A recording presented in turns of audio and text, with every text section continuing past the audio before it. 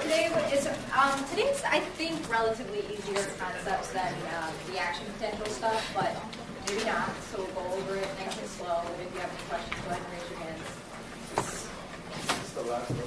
This is the last lecture before that'll be on the exam. Although I might pull a couple questions from your colleagues' presentations tomorrow. So there might be one or two things that I'll ask on the exam from the different disease processes that will be covered tomorrow. All right, and then the seminar this week is going to be a little bit different. I think it'll work out well. I think it's going to start making you guys critically think and then also review literature, because that's very important when you get a patient that just doesn't really present correctly or in ways that you yourself maybe have never seen before. And you have to go into the literature and see is there a best way to treat them. So we'll just work in groups. You guys can go through those case report questions with each other. And then we'll come together as a group and kind of go over the differential diagnosis that everybody's kind of come up with your different articles that you've reviewed. There'll be like 4 other opportunities, I believe, for you to write up the official case report. So you have to do one throughout the semester as a group. So you have a chance tomorrow. You could just get it over with by the end of this week, and then you'd be done with that part of your grade. Or you can wait, and maybe you'll be more interested in the next topic. So it's up to you guys if you want to write it up for tomorrow or not, or Thursday.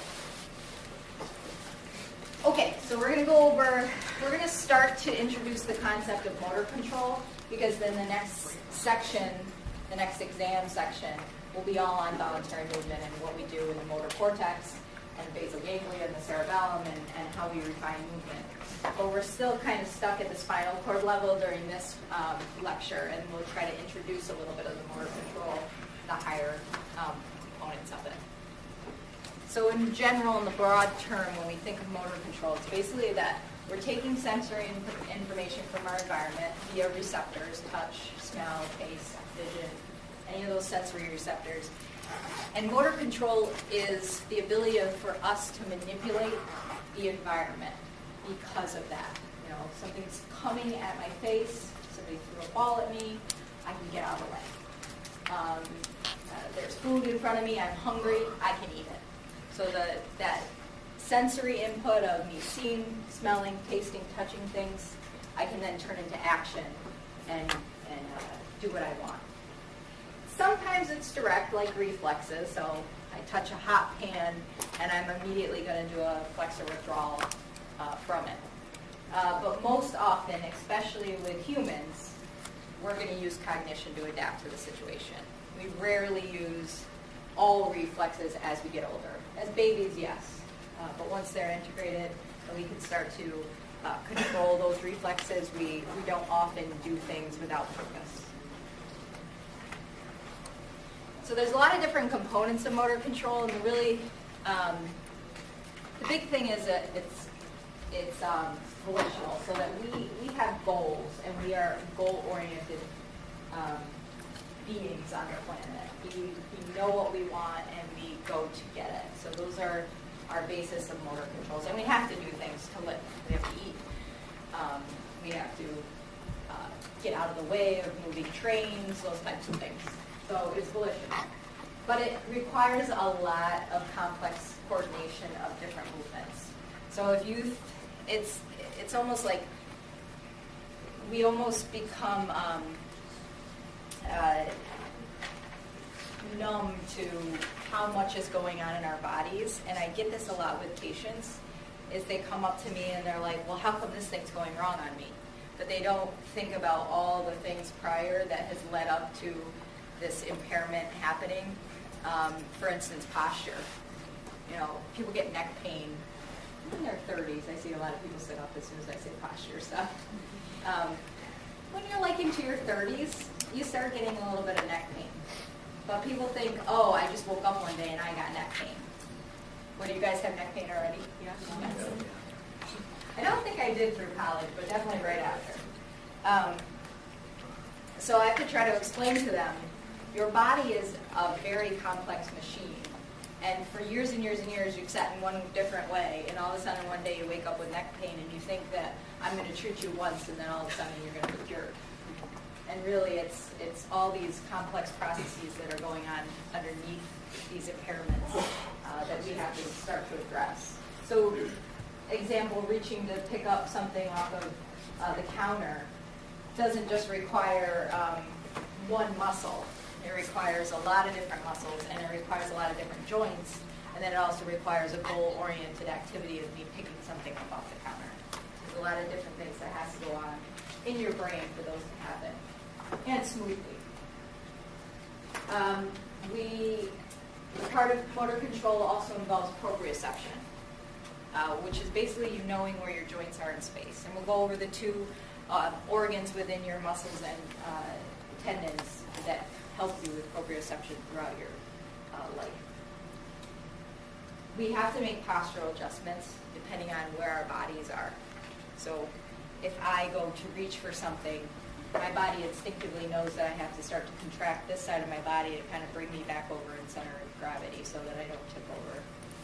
So postural adjustment is pretty huge. In a lot of our neurological patients, we push core strengthening and postural alignment a lot. They come in with a stroke, I'm still going to work on their sitting balance, their sitting upright, their standing upright, their core strength and quadruped, stuff like that, because postural alignment is very important. Postural control is very important. It requires sensory feedback. Motor control requires us to know, what do I have in my hand? Is it heavy? Is it light? Is it hot? Is it cold? So then I can adjust accordingly.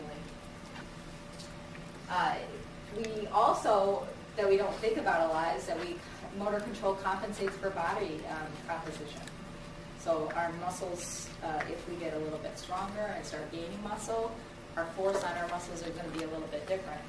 If we start gaining fat, our resistance is going to be a little bit more. And our body can all adjust to that, and our brain can adjust to that. And then there's this unconscious processing that allows for us to think. So our unconscious processing would be something like me just walking here. I'm not thinking about every step, so therefore I can talk to you and not trip over sometimes. Okay. And then you're not allowed to laugh at me. And then, of course, we can adapt to things. And that not only includes rowing, but also learning a new skill as we get older. So if I decide I wanted to go out and start golfing, I'll be horrible right away. I'll probably still be horrible 2-3 months down the road, but I'll get better. So you will adapt. So lots of different components that we just don't think about. But we do this because there are these two overriding concepts. Number one, functional segregation. So different parts of the brain do different things, and we know that. The frontal lobe is more motor-oriented, the parietal lobe is more sensory-oriented. We have a total lobe for our visual processing. Bless you. So it's kind of like that divide and conquer. At least we have different brain centers, different parts of our spinal cord that are specialized in doing certain things. That makes things a little bit more easier. And then we have a hierarchy. So there's the lower levels, which is basically our spinal cord, really is involved in fine-tuning each muscle's force, each muscle's velocity, just in an individual level. And then we have our brain that starts to think about more of a global concept. When do I want my muscles to act? Why do I want my muscles to act? Do I want them to stop? Do I want them to continue? So there's the hierarchy. The spinal cord is the lowest level. Brain stem's next. Then you get your cortex, or your motor cortex. And then you get your association areas. And that's everything outside of the motor cortex, the supplementary, the premotor. So it's all the other parts of the frontal lobe that are pretty big. Then it also contains two side loops, and we will go through those two next unit, the cerebellum and basal ganglia. And those kind of fine-tune a lot of the motor system, and we will learn it's a side loop, and it has to go through the thalamus. So there's not a direct connection from the cerebellum to the motor cortex, or the basal ganglia to the motor cortex. It's got to go through the thalamus. But those kind of fine-tune the movements. So here's a nice little schematic of what we were just talking about. And you can see it's pretty complex. I don't need you guys to remember every arrow and where it goes to, but just know that each one communicates with each other usually. If it needs to go through the thalamus, it goes through the thalamus. But there are ways that they communicate with each other and start to coordinate all these movements. They do that so that if there's something that's lower level, it can get taken care of without the brain trying to think too much about it. And then there's things that are then freed up that we can start to direct movement and do goal-oriented things.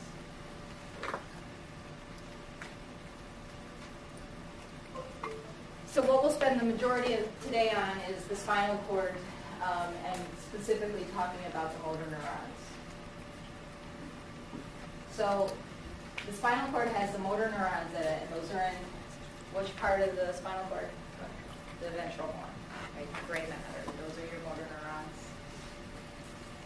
neurons. They also, within that gray matter, is also a lot of interneurons that connect onto those motor neurons that help modulate the signal. And we talked about that a little bit last class, that each motor neuron has a lot of dendrites that are coming off of it. And there's a whole bunch of interneurons that are connecting to that either inhibit it, excite it, excite a side loop to it. So there's a lot of different modulation that's coming into that alpha motor neuron to modulate what the muscle does.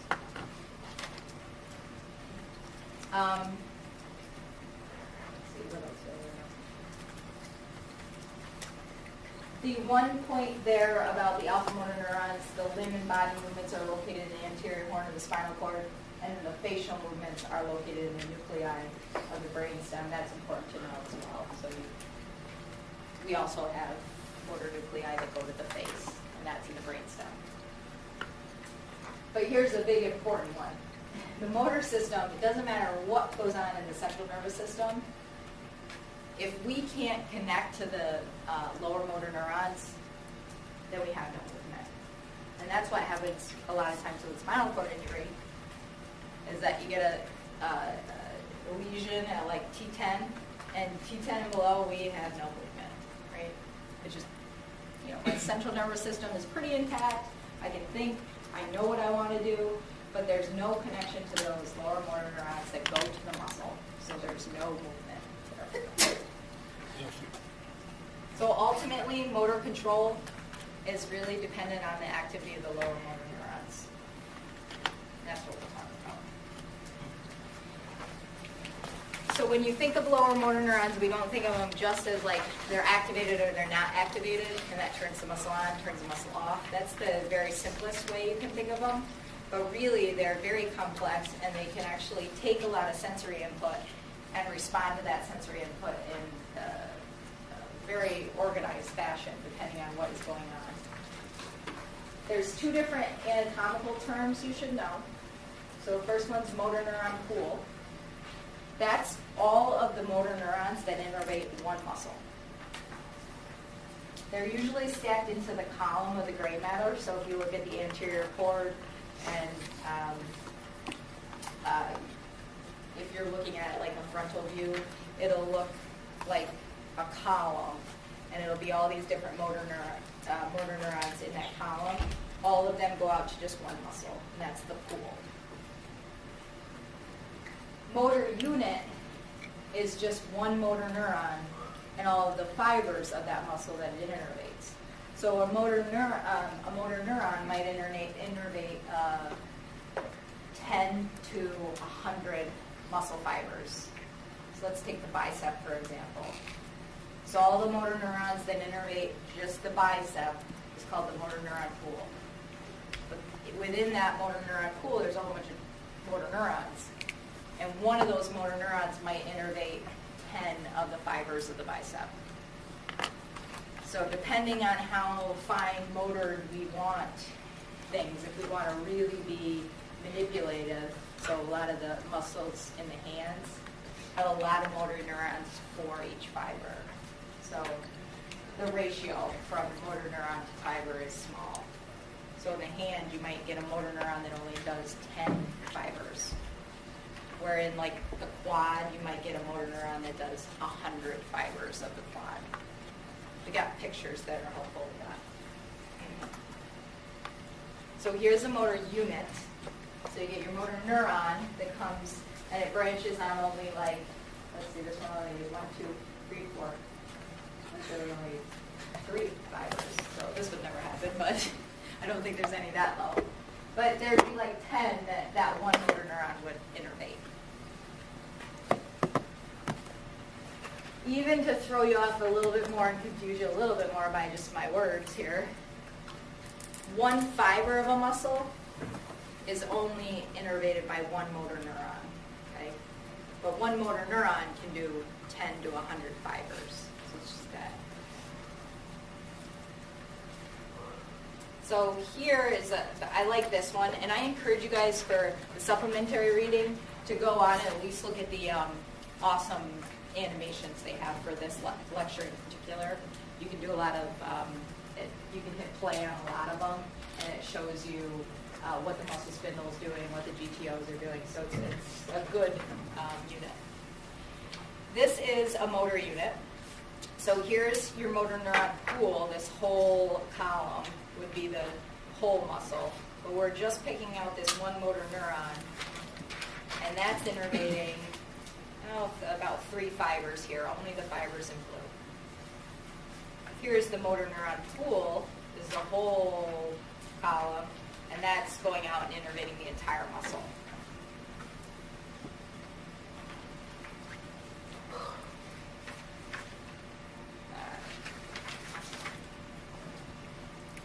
Everybody with me so far?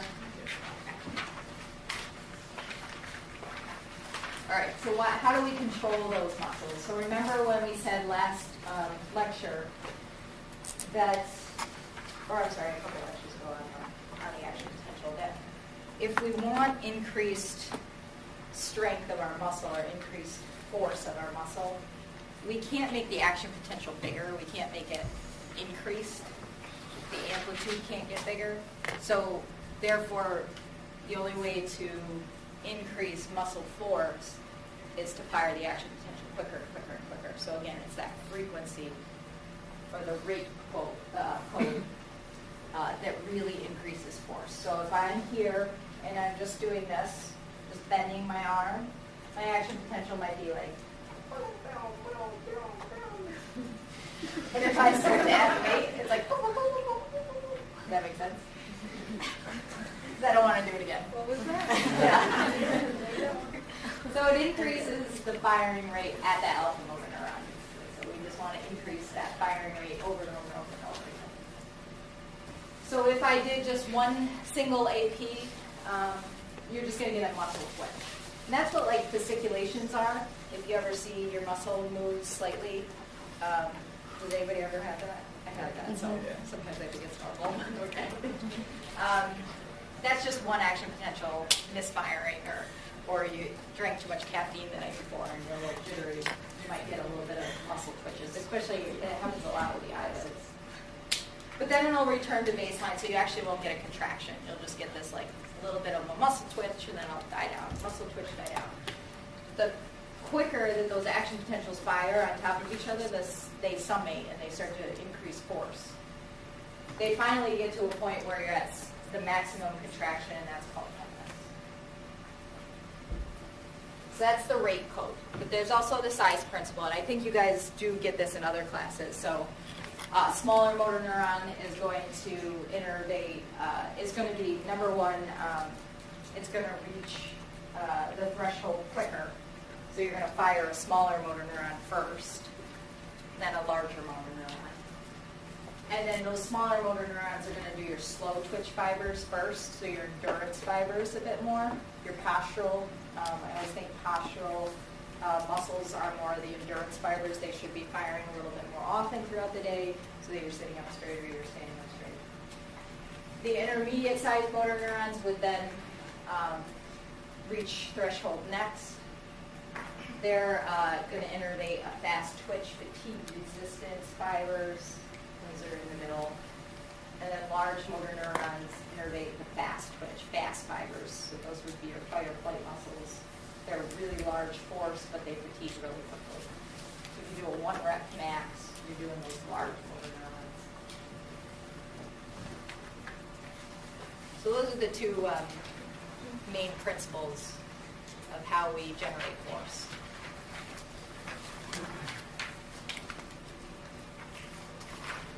So we have proprioception. Have you guys been introduced to proprioception, like testing-wise at all? Not really? Okay. We definitely do it in neuromuscular assessment, so I just didn't know if you get it in fundamentals at all. So it's basically that we know where our arms are, where our body is in space. So if I close my eyes, I know exactly where my fingers are, I know where my elbow is, I can touch my shoulder, you just instinctively know these things. Important to note, we have proprioception that goes through almost every single joint and muscle in our body. So from our big toe all the way up to our high cervical spine, we're getting information about where our body is in space. So we get a lot of dizziness patients in our clinic, and a lot of them will have cervical spine issues.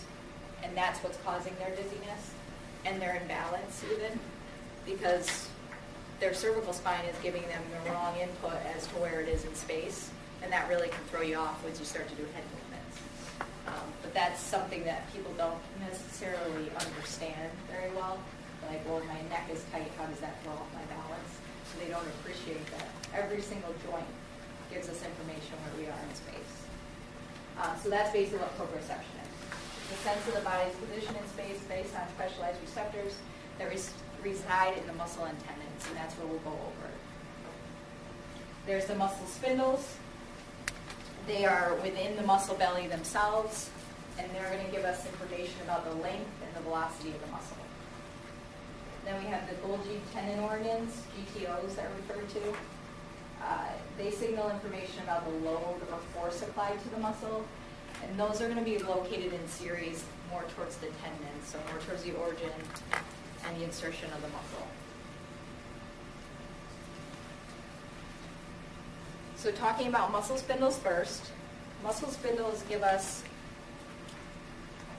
information about the stretch on the muscle. So we got a collection of 6 to 8 muscle fibers within the muscle fibers that actually contract. So these are basically sensory organs that live in the motor part of the muscle. So the motor part contracts. These contract very, very slightly. You'll see why. But they're more sensory organs that are going to give the input back to the central nervous system. They give us length, and they give us rate of change of length, which is considered velocity. Because of their fusiform shape, muscle spindles are considered intrafusal fibers. And the muscle fibers that are basically the muscles that allow the muscle to do the work, the contraction muscles, the motor part, are considered extrafusal fibers. And you will hear that quite often, so you should know those terms.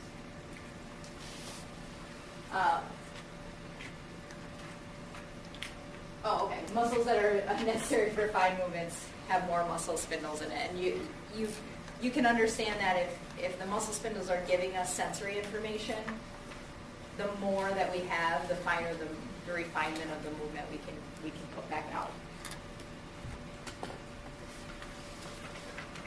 3 types of fibers that you need to know. There's nuclear chain fibers. They are aligned in a single row in the center of a fiber. So if you have a muscle fiber, you're going to get these nuclear chain fibers just in a row. I have a nice picture of them. And they give just static length of the muscle.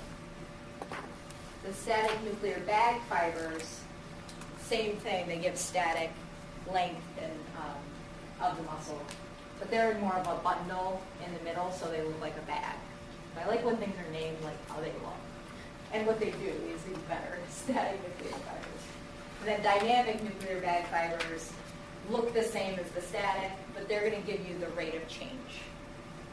So they're going to actually give you when your muscle is starting to change length. It'll tell the central nervous system to therefore do something about it. Each muscle spindle is typically composed of one dynamic nuclear bag fiber, one static nuclear bag fiber, and then about 5 nuclear chain fibers. So that makes up those 6 to 8 that we talked about in the previous slide, 6 to 8 special muscle fibers. I'm just going to bring you to the picture real quick. So there's the picture of the 3 different types.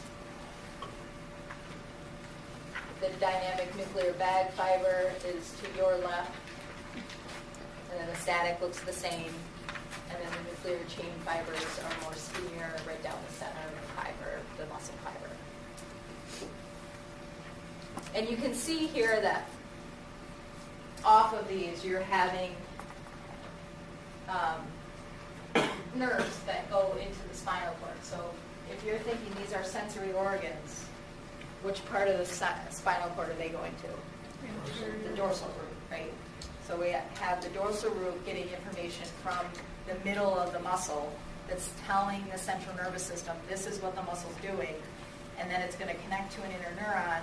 It's going to tell the motor unit, the lower motor neuron, what to do with that muscle. And you'll see it'll kind of come together a little bit more when we talk about reflexes. So there's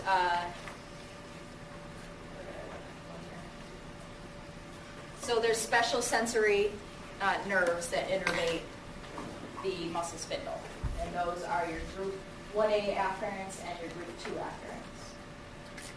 So the muscle spindle is located in parallel with the extrafusal fibers. So if I have my bicep, my muscle spindles are right layered into it. So you would see your regular muscle fibers, and then this muscle spindle would be laid in there in the same way. It'll stretch along with the muscle, and then the muscle spindle signals the length and velocity to the CNS with 2 types of sensory fibers that innervate the interfusal fibers. So the group 1A afferents, this is what the biggest part you need to know, gives both length and velocity. So they're the big guys. The primary afferents that go back into the spinal cord are the ones that give us both length and velocity.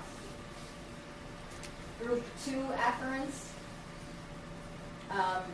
just give us muscle length only. You do not need to know about that flower spray ending. So they just give you muscle length, a little bit smaller than that. So those are the ones that go into the spinal cord from the muscle spindles. So they give information in. Then you're going to synapse on an interneuron, and we're going to go out to the motor neurons. There's 2 types of motor neurons. There's the alpha motor neuron that we've talked about extensively. That's the one that goes out and it contracts the muscle. And now we're adding another layer. It's called the gamma motor neuron. The gamma motor neuron is going to contract the muscle spindle. Does anybody know why we want to contract the muscle spindle? Detect changes in the tension of the muscle? Yeah, exactly. So if I take a muscle and I stretch it, my muscle spindle will be firing the whole time because I'm stretching. But now what if I relax the muscle or it's in the shortened position? Now the muscle spindle's on slack and it can't detect change in muscle length. So I need the gamma motor neuron to now contract the muscle spindle, so then therefore it can be sensitive to change again. So the gamma motor neuron is basically there to resensitize the spindle. And this is a great one in your online neuroscience text because you can play this, but I'm going to show you just in the static pictures. So here, if I have a muscle, I'm not pulling on it yet, but it's in a resting position. In the resting position, I'm getting the 1A afferents firing. So it's giving me the length. This could also be the group 2 afferents firing, because that'll also just give muscle length. So at resting position, you would have both firing, but just for ease, I think they just do the primary afferents. So this is at muscle length, right? Afferents are firing, I'm in this position, everything's cool, fine. I start to stretch that muscle, and the afferents fire more and more and more and more, telling me the velocity of that stretch and how strong is that stretch. But now I've let that muscle go, and it's shortened to the point where now the muscle spindle in the middle is no longer taut, so it's not giving me any more information. I'm not firing my afferents right here. So my body doesn't like that because it wants to know where my muscles are. So the gamma motor neuron now fires onto the muscle spindle and makes it taut. And then therefore it starts to, the primary afferents start to fire again. Okay? It's all these crazy things that happen in your body that are just amazing to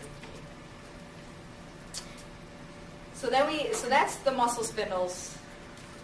This is the Golgi tendon organs. Now this one gives you the force being applied to the muscle, where the other one just gives you a length and the velocity of change of length, but it doesn't matter what's going on force-wise.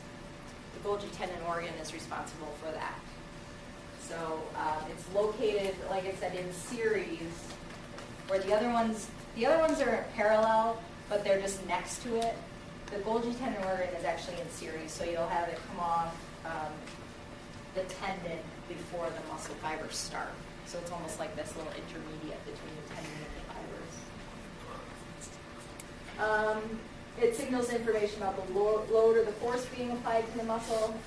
And these ones are innervated by primary afferents called the group 1B fibers.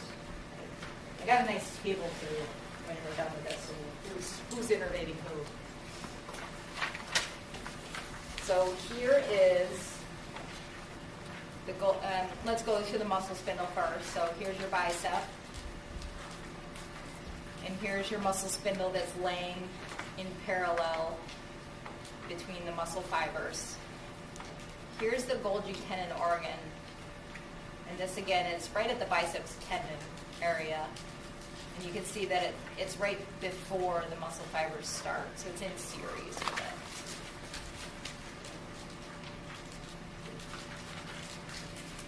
I got this popped up already. So this is one of the this is right on your online text. And this shows you the difference between the muscle spindles and what the Golgi tendon organ is doing. Now notice before we play this, the muscle spindle is looking at the tricep. See, it's like if there was an EMG needle right into the tricep there. The Golgi tendon organ we're looking at is the biceps, Golgi tendon organ. So if I put a balloon in my hand, the muscle spindle is going to fire for the tricep at a rate, especially in the beginning. It's just going to give you a firing rate that I'm in this position, I'm in this position, I'm in this position. The Golgi tendon organ is saying how much the load is. I'm now moving my arm, so I'm stretching my tricep. So my muscle spindle starts to fire more when I move my tricep, right? Because that's what it's taking. It's taking the length of the tricep. So I'm firing more and more and more as I'm contracting that muscle. But the Golgi tendon organ isn't really firing that much, because what does a balloon weigh? Like nothing. It's basically having air in your hand. So the Golgi tendon organ is really not doing much there. Now I'm going to add a bowling ball, and the Golgi tendon organ is now firing like crazy, saying I got a pretty heavy thing in my hand. The muscle spindle is basically staying the same as the balloon, right? So the balloon and the muscle spindle, the balloon and the bowling ball of the muscle spindle is still the same, because it has nothing to do with force, it just has to do with length. So I'm doing the same thing to my tricep with the balloon as I was with the bowling ball. But now the difference is the Golgi tendon organ is saying, this is way heavier than the balloon, and you need to apply more force, and therefore more action potentials are being generated to apply more force.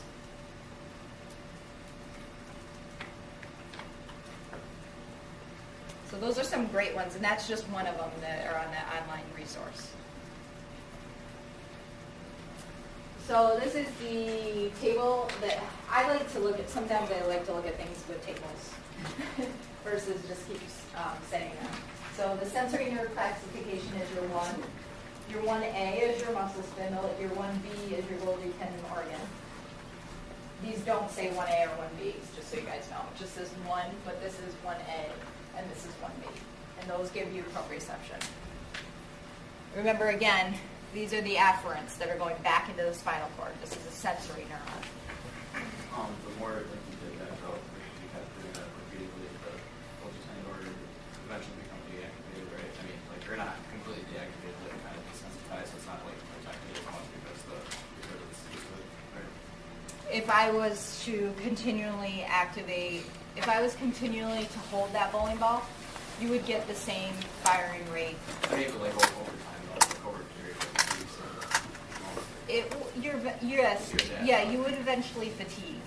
So at a certain point you would fatigue, and that Golgi tendon organ would then stop firing because you would probably drop the bowling ball at some point, yes. But if you just held it statically there, your Golgi tendon organ should be firing at a rate that would keep that bowling ball there. If that's what you wanted to do in your mind, is hold that there. It'll hold it there until your muscle is so fatigued that it needs to let it go.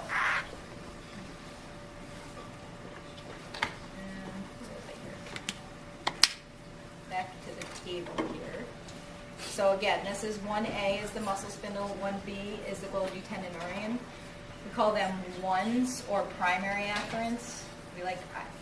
Dr. Bennett loves to call them primary afferents, so you might want to get used to that terminology because in neuro she's going to probably drill that home a couple times. Those do proprioception. Then the 2 fibers are also the muscle spindle. Remember the difference between the afferent 1 and the primary afferents and the secondary afferents. The primary give both length and velocity. The group 2 afferents give just muscle length. But you can also see here that the group 2 gives us all of our other sensations: superficial touch, deep vibration, all those fun ones. So those are all our receptors. You don't have to know that right now. For the examination, I want you to know what we just went over today. You don't have to memorize all these different receptors for superficial touch. We'll go over that in the sensation part. And then it goes down to even 3 and 4, and those are the unmyelinated fibers that give you more pain and temperature. But these are the big ones: 1A, 1B, 2 on the muscle spindles. Are you guys holding in there? So we have to go through reflexes. Do you guys need a little bit of a break? I can probably get through this in the next 25 minutes, so then we'll be done. What'd you say? Keep going? Yeah. So there's 3 categories of movements, and we'll go through really heavily the reflexes, and then we'll touch on rhythmic and the voluntary, and then the next section is all basically voluntary. Reflexive is, again, involuntary coordinated movement patterns. They happen mostly in the spinal cord. The receptors in the muscles produce a stretch reflex that gives information back to the spinal cord, which gives motor output. And then there's also cutaneous receptors that produce withdrawal reflexes. So that would be like stepping on a tack, getting your foot off that tack. That's considered more of a cutaneous receptor.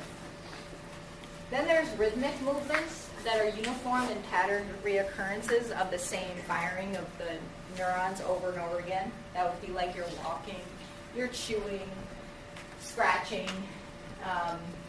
They usually lie within the spinal cord. We'll talk specifically about units for ambulation that you just need to know more for neurological assessment. And then there's some in the brainstem too that control more the breathing and the rhythm of that. Then, of course, there's voluntary movement that's initiated to accomplish a specific goal. So here's your spinal reflexes. You ready? They're pretty easy, actually, once you start getting through them. So the stretch reflex is the most probably well-known one. And it's also important clinically because it's all of our deep tendon reflexes. So depending on what's going on in the brain, We can say, we think this deep tendon reflex is more of like a peripheral nervous system lesion or a central nervous system lesion. So it is important clinically to know what a normal reflex looks like. So basically what a muscle is, when a weight is put into your hand, you're getting a stretch on the bicep. The stretch on the bicep is going to activate the muscle spindles. The muscle spindles will go taking the primary afferents into the dorsal root ganglia. It'll synapse there. It becomes a central process, remember. Then it hits an interneuron. The interneuron then excites the same muscle of the alpha motor neuron, so the bicep. So therefore, I'm getting that reflex quickly. The best one that we know of is the knee-jerk reflex. So I hit my patella tendon, that stretches my quad. If I hit here, that goes, the sensory information from that stretch goes into my spinal cord, spits right back out and fires the quad again. So I'm stretching the quad and the quad fires. That's why it's myotonic, and that's why it's called monosynthic, because it's the same muscle. We're stretching the muscle fires. Again, clinically important for deep tendon reflexes, but plays a pretty big role in maintaining posture. So when I tip to the side, all of a sudden I'm getting stretch here, and I know right away to activate. So we don't even think about our trunk muscles doing the same thing as like our quads do, but we do all day, every day. If there's a stretch on a muscle, we just kind of correct it. If I tip my head, I'm going to correct it. So we do this a lot to maintain posture. These deep tendon reflexes, if you try to think about it, I'm just going to see if I can work you guys through this. If it's a peripheral problem, so if there's something wrong after that motor neuron, or even the sensory information coming in, do you think that reflex would be hyper-reflexive or hypo-reflexive? Like not present or like hypo, right. So in a peripheral nervous system issue, we have a problem of getting the messaging there or sending the messaging in. So if I hit my stretch reflex and for some reason peripherally I'm not getting the information into the spinal cord or I'm not getting the information out, that reflex won't be strong or it'll be absent. If my brain can't control that spinal reflex, so there's something wrong centrally in my system and I can't control that reflex or modulate it in any way, then would that be hyper or hypo? It would probably be more hyper. So now I'm relying mostly on my reflex and it's continually activated or it's not modulated by the brain centers. So then you might get, you hit your knee and you get like that little kick out. And you see that in some of our patients in the summer. I can just come up to a patient and it's not nice, you shouldn't do this, but I have a couple patients that I've been seeing for years and years, and they'll be sitting there and I'll just walk by and hit them in the knee and they'll just be like, right out. So it's hyper, yes. Would clonus be hyperactive? Clonus would be hyperactive. So spasticity or increased muscle tone is basically, and we'll talk about that, I think in one of my seminars I'm going to try to really explain spasticity in a neuroanatomical way. But that's one of the reasons, yes, is that stretch reflex is just firing and firing and firing so much that you actually get an increase in tone. So PNS, hypo, CNS, hyper. It's a good thing for you. So when that stretch reflex happens, and this happens with almost every reflex that we have, you'll know, there's reciprocal inhibition of the antagonist muscle. So if I have to activate my quad, what has to relax? Hamstring. My hamstring. So that same information that goes into my spinal cord and synapses and activates my quadricep. Also, there's another bifurcation that innervates an inhibitory neuron to my hamstring. That makes sense, right? Got to do it. So that's the reciprocal inhibition. So this is just a nice picture of both things happening at once. And I'll walk you through here, but it goes nicely through with numbering. I love numbers. So extensor muscle is stretched. So I hit the patella tendon, that stretches the quad musculature.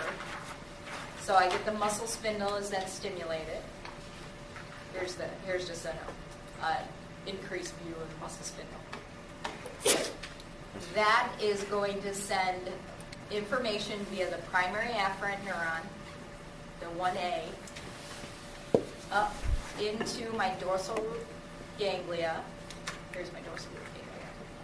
It's going to synapse in the dorsal root ganglia, become the central process that goes into the gray matter of the spinal cord, into the dorsal horn. It's going to then synapse. I'm just making sure this one's out. So it's going to synapse on the alpha motor neuron to the quadricep muscle, the same muscle, and straighten that leg right out. At the same time, it's also going to bifurcate and get an inhibitory interneuron to inhibit the hamstring musculature on the same side. That's probably the most important reflex that we have. So really try to really conceptualize that, and then like I said, that neuroscience online text has some great clay videos, animations of it. So the autogenic inhibition involves the Golgi tendon organ. So the other one, the stretch reflex, is the muscle spindle. The autogenic inhibition is the Golgi tendon organ, and we'll see why. So this is when there's tension that's applied to the muscle. The group 1B primary afferent fibers are activated. So I put a load of, and this is kind of what you were talking about before, what happens if that load stays there, or if you increase that load to the point where the muscle can no longer handle it, or it's just a heavy, heavy load. There's actually a reflex that the Golgi tendon organ sends information to an interneuron that inhibits that muscle health. So what would be the purpose of that? Injury prevention. Injury prevention is definitely what they always thought this was you overload that muscle to the point, and the Golgi tendon organ then just sends information, says drop this, like relax these muscle fibers because we can't hold this anymore. It's going to tear my fibers. So definitely injury prevention. But as they kind of figured out different ways of studying muscle and these pathways, they found out that it might also be that the body likes to spread the load among fibers within the muscle. So if there's 1,000 fibers in the muscle, if one alpha motor neuron is just firing incessantly and it's taking up 10 of those fibers are doing most of the work, the Golgi tendon organ can say, well, that muscle fiber needs to relax a little bit. So then it can kind of spread the workload a little bit. So that's kind of where they're going with this now. The biggest thing you need to know, though, is that injury prevention. That's the biggest one. But now they're trying to think, this is firing a little bit more often than just when we overload the muscle. It's always fine-tuning that muscle fiber innervation, yes. Haven't they shown that you can learn to override a lot of the autogenic inhibition with time? Yep. So any of these muscles, or any of these reflexes, we always have the ability to override. That's really what I was trying to say before. Like, you kind of desensitize it over time. Like, you deactivate that type of reflex over time. Also, right? Yes. So strength training, right? Yeah. You have to tear a muscle to strength train. To build muscle, to hypertrophy, you have to tear a muscle. So then we have to override what that Golgi tendon organ is telling us and push through it. Do you have questions similar or different? Yeah, Same idea, yeah. Yeah, so all these are able to be, our central nervous system is able to say, I don't want this reflex to be happening right now, and I'm going to override it. Mind over matter kind of thing, but in this case, you do hurt your muscle fibers, which is sometimes what people want to do. Same thing here. As the stretch reflex is now, there's a reciprocal excitation because the Golgi tendon organ was an inhibition reflex. So the antagonist muscle then has to contract. If you're dropping a weight, your bicep is now becoming inhibited. The tricep is activated slightly. It doesn't have to be contracted, but it does have to be slightly activated so that we're not stuck in this position. So similar to the stretch reflex, we always have these secondary reflexes that do the opposite. Now the flexor reflex is one that is a reflex that is stimulated by a cutaneous receptor. So the other ones were by our proprioceptive input, our muscle spindle and our GTO. This one is, I step on a tack, I step on something hot, I try to grab something hot, yes? I have a quick question of the GTO and so when you're doing like an eccentric flow and it's being broken, both fire? An eccentric load, I would believe so. I'll have to look that up for you, but I would believe both of those would be firing. Because you're stretching the muscle, but you're also loading the muscle. So trying to go and to contract and if both reflexes were present, I would have to look that up for you, because I'm not positive on that one, on what would happen during the eccentric load to those two different. Are you saying if both of those reflexes happen at the same time? yeah, because they're essentially conflicted. Two opposite things, yes. Yeah. So I'd have to look that one up for you. The thing, I don't know, eccentrically, what would that do? Flexor reflex, and so we're thinking like trying to grab something and then it's hot. We're going to let it go quickly. Or we're going to, flexor reflex is pulling away from it. So withdrawal reflex is sometimes called. Same thing, I'm stepping on a tack. I'm going to flex, pick up my foot. So these are activation of the group 3 efferents, which are the pain receptors. And they enter the spinal cord same way. But these have to go up the chain. So whereas the other ones are kind of staying in the same level of the spinal cord, because I'm just getting information from the bicep, spitting it back onto the bicep, and that cycle is happening. This is now, I'm getting information from my toe or my bottom of my foot, but I got to flex my hip and I got to flex my knee.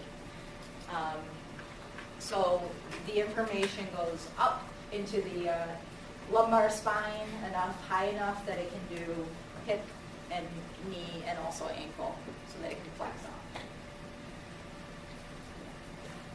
So same thing here, when we start to do that flexion, we have to turn off all the extensors.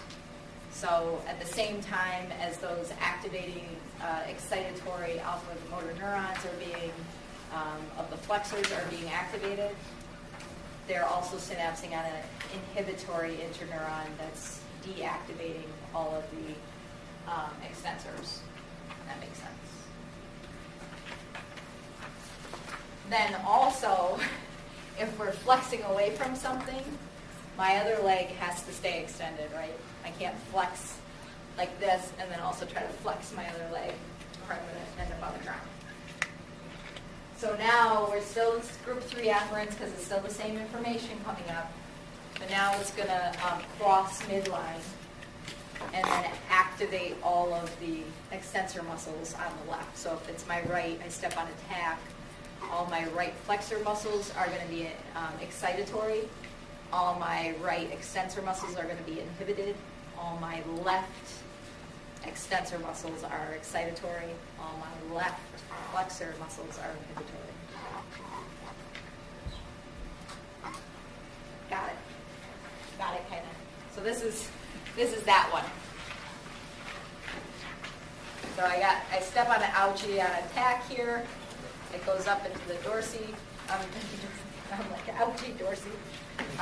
Dorsal root ganglia here, synapses, and here's all the really complex synapsing that's going to happen.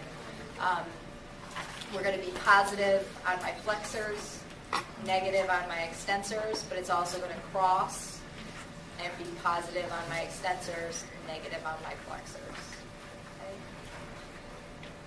And that'll give us get away from that.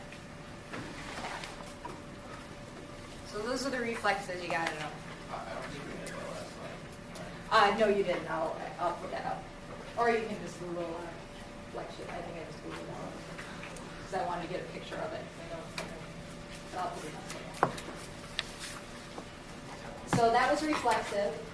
Next is rhythmic, and we won't go too deep into this because I think you could read a lot about those neuronal motifs that are on the supplementary stuff.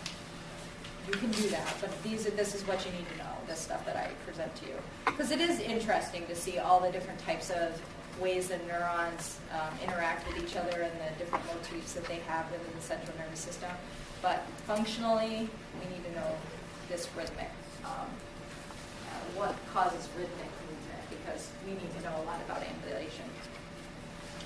So again, these circuits are mostly in the spinal cord, sometimes in the brainstem, depending on if it's like the breathing centers or sometimes the heart rate and stuff that's higher up.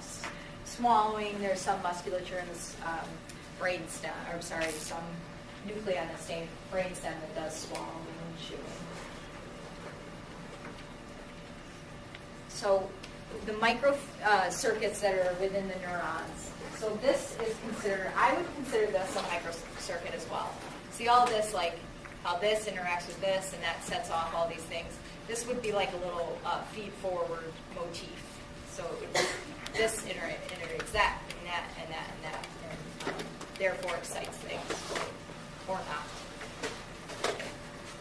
Where with a rhythmic movement, we're really looking at feedback inhibition. So the ability of one cell to then inhibit itself almost. So it fires an excitatory neuron, and then it also synapses on an inhibitory neuron to shut it off or to close the loop. So I fire, but then I stop because I've activated the next part of the movement, and therefore I can activate my flexors, turn off my extensors, activate my extensors, turn off my flexors, activate my flexors, turn off my extensors. So you can always have this closed loop where I'm always activating, and that activation also inhibits. Does that make a bit of sense? Okay. So the biggest one in the spinal cord is the Renshaw cell. And that is what inhibits the motor neuron, the alpha motor neuron. So the Renshaw cell is a specific cell that inhibits the motor neuron, thereby again closing the loop, and that's considered recurrent inhibition. It's always inhibiting itself. It's going to make sense when we get to it. So here's your primary afferents coming off your muscle spindle. Synapsing going in. It synapses on the alpha motor neuron here. Just here's your gamma motor neuron as well. And then that alpha motor neuron bifurcates. One goes to the muscle fibers. One activates the Renshaw cell, which then inhibits the alpha motor neuron. So it's like a safety shutoff. And you want that because it can help explain these rhythmic movements. They specifically like to really look at quadrupedal. Yes? Just wondering, so what you're just showing there, would that be something similar to like a central pattern generator? That's what we're going to talk about, yes. Yeah. So the feedback inhibition starts to explain the rhythmic movements. Especially, they like to look at this quadrupedal, that should say quadrupedal locomotion, I think, on location. Because quadrupedal is like even more mind-blowing than just bipedal. It's got, you can walk, and dog walking, kind of, depending on how crazy your dog is, kind of like opposite arm, opposite leg, like this. They can trot, they can bound, they can do a variant of bounding called galloping. You've seen like horses, and they do all these things. So a lot of people like to study them. Bipedally, it's a little bit easier to conceptualize, but in humans, our bipedal ambulation is also pretty controlled by the central nervous system, by the higher brain centers. So we use cognition a lot more with our ambulation than, say, animals or cats or dogs do with their ambulation. Theirs is more pre-programmed, and you can actually sever a spinal cord of a cat and then just put them on a treadmill, and they'll have these central generators they'll instinctively walk. We obviously can't do that, and it's because we have more control in our cognition.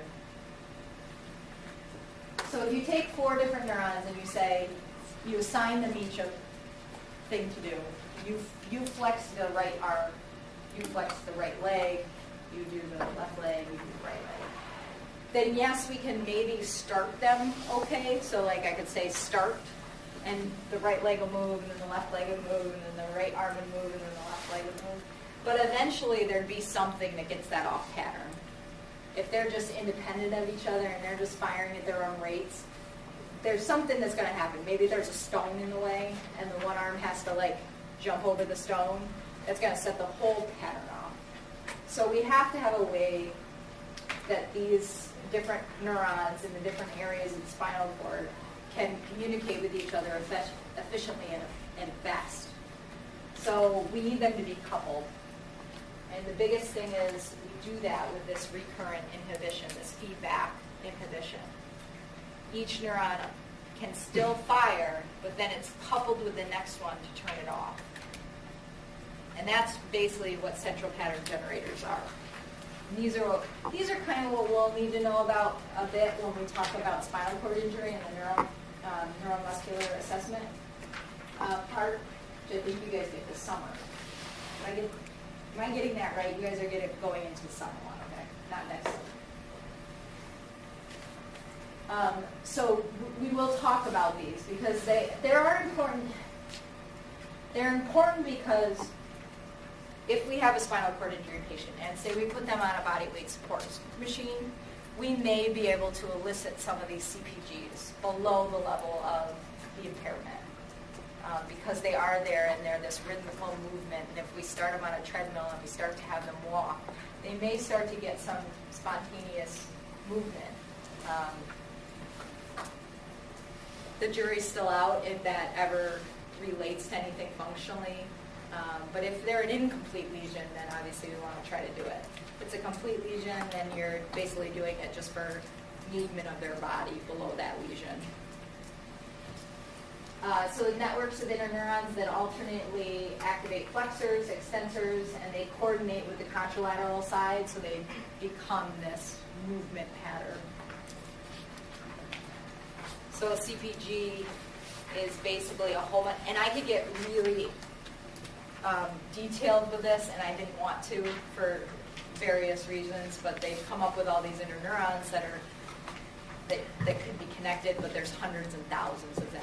So really, you just have to know that these CPGs are activated by this feedback inhibition, that one is activated and therefore turns off the one that activated it. And then that cycle just continually keeps going. One is activated, it turns off the last one. The next one's activated, it turns off the last one. And it goes in that circle and that rhythmic. So here, this is right off your neuroscience online text, the different types of bounding and walking and trotting. So these little red things are the inhibition. So if I activate here first, this activates this guy, but this guy then turns that guy off. Then that guy activates that guy, this guy turns that guy off. And therefore, you just keep getting that pattern, that rhythmical pattern over and over again. And they're all coupled together, so you don't have to worry about if one then stumbles and slows down the action rate, the action firing rate.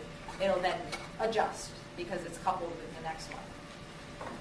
So that's really all I wanted you to get out of that. I don't need you to be like super into, although you can go ahead and read all these things about CPGs, and there's some great stuff out there. But really what I want you to know is that feedback inhibition is really the underlying mechanism of that. And then finally, we just get into the voluntary movement. And again, this is just one slide introduction because next unit we are doing all about voluntary movement. The nervous system learns to correct for external perturbations in 2 ways. Feedback control, not different than feedback inhibition. Feedback control is basically your reflexes. So we monitor sensory information coming in, and we respond moment to moment to that sensory information.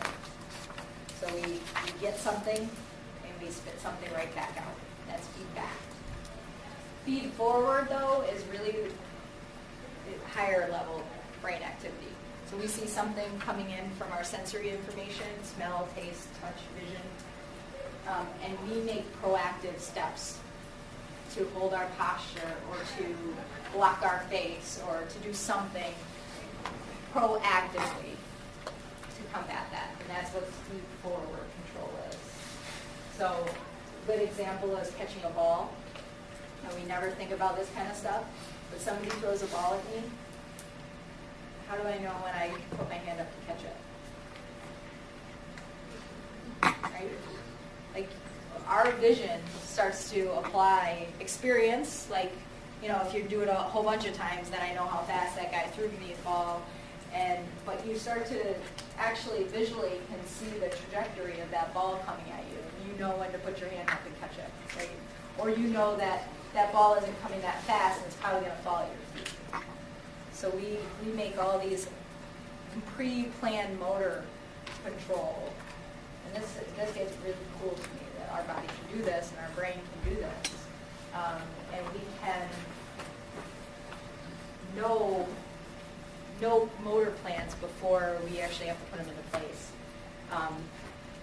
One great example is like pushing that door open. Do you know how heavy that door is in weight? Probably not. But you've done it a couple times, so you probably in your mind can push it open and use the correct amount of force.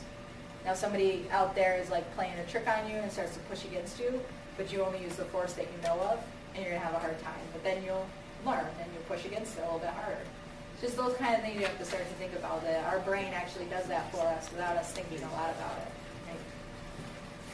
So just a little picture of that. So we have our feed forward or anticipated postural instability, so therefore we move our limbs or we hold our posture in a different way because we know something's coming. Or we have some type of postural instability or muscle change in length, and we do something immediately to correct that, and that's our feedback. Those are the two big overriding principles for voluntary movement, which we'll get into.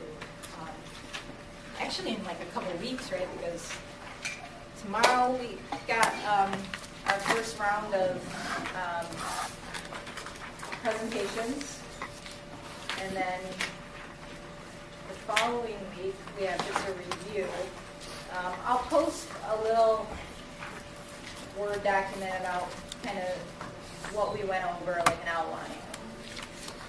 The review is not going to be you sitting here and saying, is this going to be on the test? Is this going to be on the test? Is this going to be on the test? But if you have questions about specific concepts, like I'm having trouble understanding the difference between action potential propagation between a myelinated and unmyelinated axon. Can we go over that again? That's what that's going to be, okay? Just to kind of set the stage for that, so I don't get a lot of.